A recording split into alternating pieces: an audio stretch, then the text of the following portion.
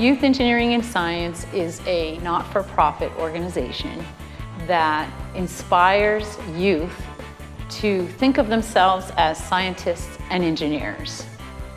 And we do this by opening up their eyes to the way engineers and scientists design, build, create. YES is a very positive program for kids.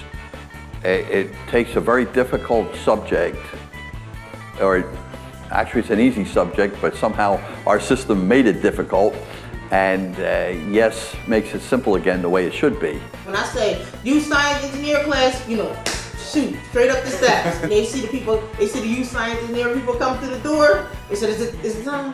Is it time? I'm like, in 5 minutes. They said, get them 5 minutes to set up. I've been used to teaching in school districts where there are lots of resources. After moving to Philadelphia, I began to see a whole different world. And when I would go into some schools and see nothing, like they had so little, I mean, it seemed like they were relying more on videos to learn about science. They can't just learn about science, they have to actually do science. And it seems like there's a whole segment of our society that we're just leaving out. And that in the tech fields and engineering and math and science, we all know what the statistics are saying, that we don't have enough diversity. This program is excellent to expose city children to the understanding that science is not just a textbook, but we do need to understand the principles of the textbooks, but we also need that hands-on, one-on-one connection and that ooh-ah moment for a child to say, wow, I'm getting this stuff, I see what you mean. They're learning about structures, and they're learning about boats and different things that we take for granted.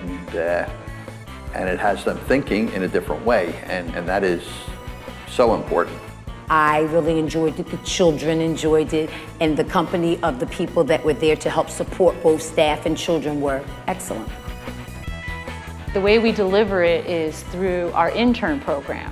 So we have high school juniors and seniors and college undergraduates who teach the lessons to the children.